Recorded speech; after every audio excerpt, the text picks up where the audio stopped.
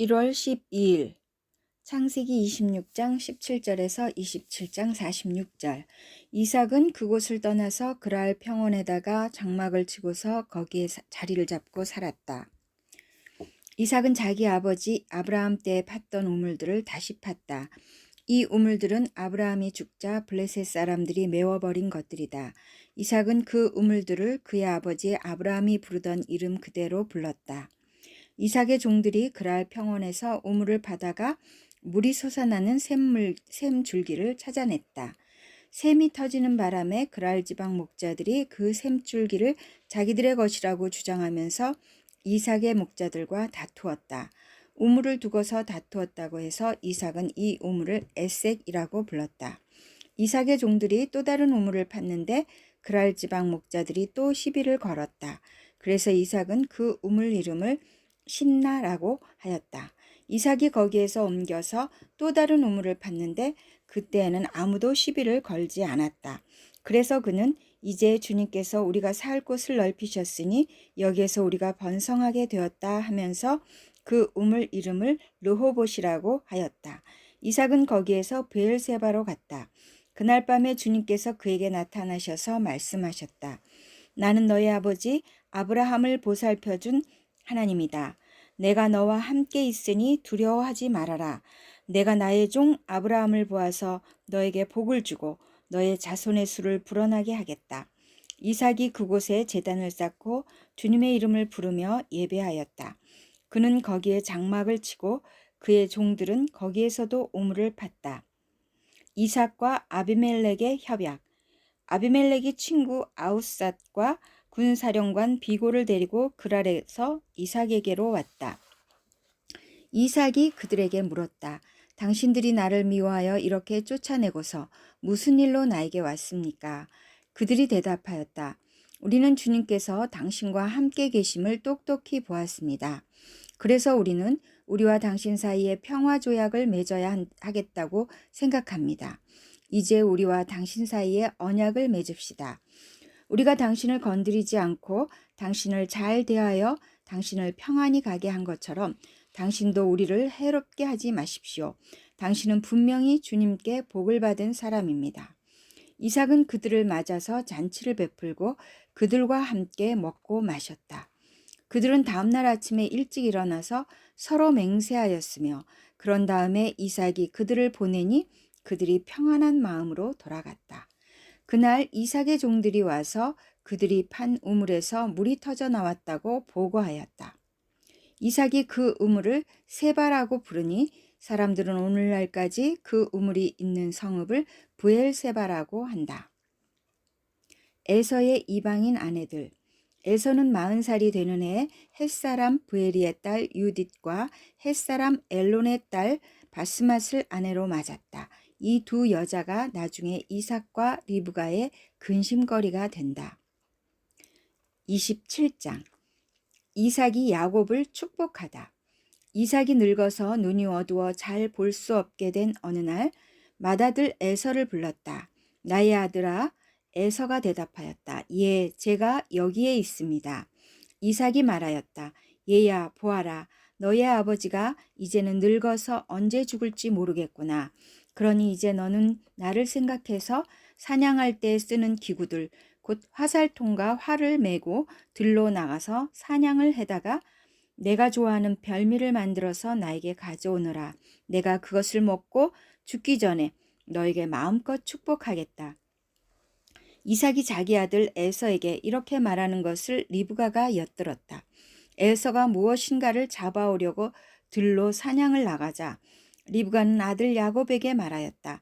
얘야, 나 좀 보자. 너의 아버지가 너의 형에게 하는 말을 내가 들었다. 사냥을 해다가 별미를 만들어서 아버지께 가져오라고 하시면서 그것을 잡수시고 돌아가시기 전에 주님 앞에서 너의 형에게 축복하겠다고 하시더라. 그러니 얘야, 너의 어머니가 하는 말을 잘 듣고 시키는 대로 하여라. 염소가 있는 데로 가서 어린 것으로 통통한 놈 2마리만 나에게 끌고 오너라. 너희 아버지가 어떤 것을 좋아하시는지 내가 잘 아니까 아버지가 잡수실 별미를 만들어 줄 터이니 너는 그것을 아버지께 가져다 드려라. 그러면 아버지가 그것을 잡수시고서 돌아가시기 전에 너에게 축복하여 주실 것이다. 야곱이 어머니 리브가에게 말하였다. 형 에서는 털이 많은 사람이고 나는 이렇게 피부가 매끈한 사람인데 아버지께서 만져보시면 어떻게 되겠습니까? 아버지를 속인 죄로 축복은커녕 오히려 저주를 받을 것이 아닙니까? 어머니가 아들에게 말하였다. 아들아, 저주는 이 어미가 받으마. 내가 시키는 대로 하여라. 가서 2마리를 끌고 오너라. 그가 가서 2마리를 붙잡아서 어머니에게 끌고 오니 그의 어머니가 그것으로 아버지의 입맛에 맞게 별미를 만들었다. 그런 다음에 리브가는 자기가 집에 잘 간직하여 둔 맏아들 에서의 옷 가운데 가장 좋은 것을 꺼내어 작은 아들 야곱에게 입혔다. 리브가는 염소 새끼 가죽을 야곱의 매끈한 손과 목덜미에 둘러주고 나서 자기가 마련한 별미와 빵을 아들 야곱에게 들려주었다. 야곱이 아버지에게 가서 아버지 하고 불렀다. 그러자 이삭이 나 여기 있다 아들아 너는 누구냐 하고 물었다. 야곱이 아버지에게 말하였다. 저는 아버지의 맏아들 에서입니다. 아버지께서 말씀하신 그대로 하였습니다. 이제 일어나 앉으셔서 제가 사냥하여 온 고기를 잡수시고 저에게 마음껏 축복하여 주시기 바랍니다. 이삭이 아들에게 물었다. 얘야, 어떻게 그렇게 빨리 사냥거리를 찾았느냐? 야곱이 대답하였다. 아버지께서 섬기시는 주 하나님이 일이 잘 되게 저를 도와주셨습니다. 이삭이 야곱에게 말하였다. 얘야, 내가 너를 좀 만져볼 수 있게 이리 가까이 오너라. 네가 정말로 나의 아들 에서인지 좀 알아보아야겠다. 야곱이 아버지 이삭에게 가까이 가니 이삭이 아들을 만져보고서 중얼거렸다. 목소리는 야곱의 목소리인데 손은 에서의 손이로구나. 이삭은 야곱의 2손이 저의 형 에서의 손처럼 털이 나 있으므로 그가 야곱인 줄을 모르고 그에게 축복하여 주기로 하였다. 이삭은 다짐하였다. 네가 정말로 나의 아들 에서냐? 야곱이 대답하였다. 예, 그렇습니다. 이삭이 말하였다. 나의 아들아, 내가 사냥하여 온 것을 나에게 가져오너라. 내가 그것을 먹고서 너에게 마음껏 축복을 빌어주겠다. 야곱이 이삭에게 그 요리한 것을 가져다 주니 이삭이 그것을 먹었다. 야곱이 또 포도주를 가져다가 따르니 이삭이 그것을 마셨다. 그의 아버지 이삭이 그에게 말하였다. 나의 아들아, 이리 와서 나에게 입을 맞추어 다오. 야곱이 가까이 가서 그에게 입을 맞추었다. 이삭이 야곱의 옷에서 나는 냄새를 맡고서 그에게 복을 빌어 주었다. 나의 아들에게서 나는 냄새는 주님께 복받은 밭의 냄새로구나. 하나님은 하늘에서 이슬을 내려주시고 땅을 기름지게 하시고 곡식과 새 포도주가 너에게 넉넉하게 하실 것이다. 여러 민족이 너를 섬기고 백성들이 너에게 무릎을 꿇을 것이다. 너는 너의 친척들을 다스리고 너희 어머니의 자손들이 너에게 무릎을 꿇을 것이다. 너를 저주하는 사람마다 저주를 받고 너를 축복하는 사람마다 복을 받을 것이다. 에서가 축복받기를 간청하다. 이삭은 이렇게 야곱에게 축복하여 주었다. 야곱이 아버지 앞에서 막 물러나오는데 사냥하러 나갔던 그의 형 에서가 돌아왔다. 에서도 역시 별미를 만들어서 그것을 들고 자기 아버지 앞에 가서 말하였다. 아버지 일어나셔서 이 아들이 사냥하여 온 고기를 잡수시고 저에게 마음껏 축복하여 주시기 바랍니다. 그의 아버지 이삭이 그에게 물었다. 너는 누구냐? 에서가 대답하였다. 저는 아버지의 아들, 아버지의 맏아들 에서입니다. 이삭이 크게 충격을 받고서 부들부들 떨면서 말을 더듬거렸다. 그렇다면 내가 오기 전에 나에게 사냥한 고기를 가져오게 온 게 누구란 말이냐? 네가 오기 전에 내가 그것을 이미 다 먹고 그에게 축복하였으니 바로 그가 복을 받을 것이다. 아버지의 말을 들은 에서는 소리치며 울면서 아버지에게 애원하였다. 저에게 축복하여 주십시오. 아버지, 저에게도 똑같이 복을 빌어 주십시오. 그러나 이삭이 말하였다. 너의 동생이 와서 나를 속이고 내가 받을 복을 가로챘구나. 에서가 말하였다. 그 녀석의 이름이 왜 야곱인지 이제야 알 것 같습니다. 그 녀석이 이제까지 2번씩이나 나를 속였습니다. 지난번에는 맏아들의 권리를 저에게서 빼앗았고 이번에는 제가 받을 복까지 빼앗아 갔습니다. 에서가 아버지에게 물었다. 저에게 주실 복을 하나도 남겨두지 않으셨습니까? 이삭이 에서에게 대답하였다. 나는 그가 너를 다스리도록 하였고 그의 모든 친척을 그에게 종으로 주었고 곡식과 새 포도주가 그에게서 떨어지지 않도록 하였다. 그러니 나의 아들아, 내가 너에게 무엇을 해줄 수 있겠느냐? 에서가 그의 아버지에게 말하였다. 아버지께서 비실 수 있는 복이 어디 그 하나뿐입니까? 저에게도 복을 빌어주십시오, 아버지. 이 말을 하면서 에서는 큰 소리로 울었다. 그의 아버지 이삭이 그에게 대답하였다.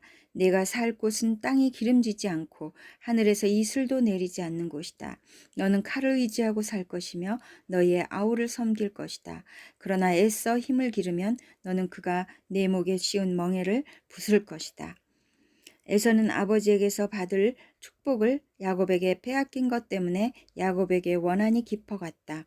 그는 혼자서 아버지를 곡할 날이 머지않았으니 그때가 되면 동생 야곱을 죽이겠다 하고 마음을 먹었다.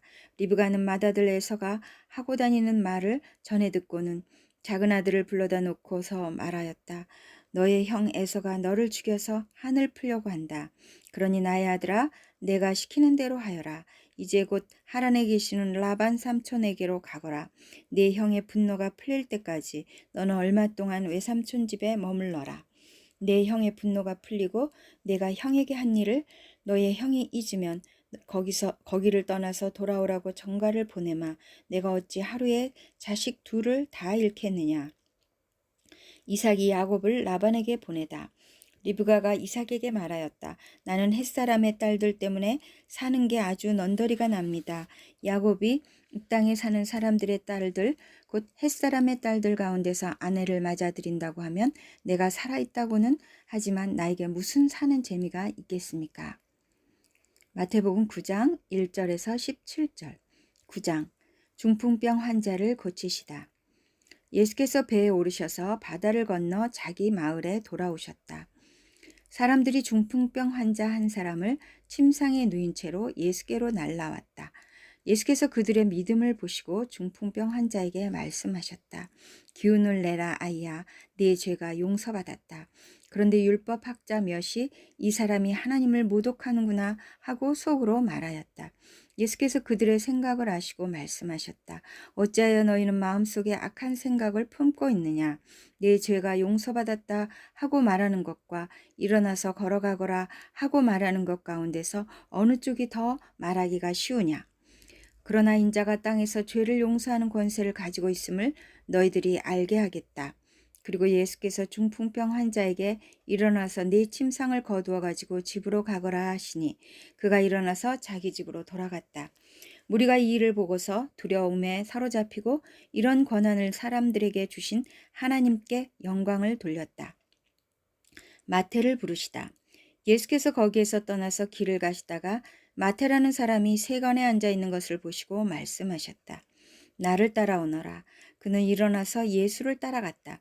예수께서 집에서 음식을 드시는데 많은 세리와 죄인이 와서 예수와 그 제자들과 자리를 같이 하였다. 바리새파 사람들이 이것을 보고 예수의 제자들에게 말하였다.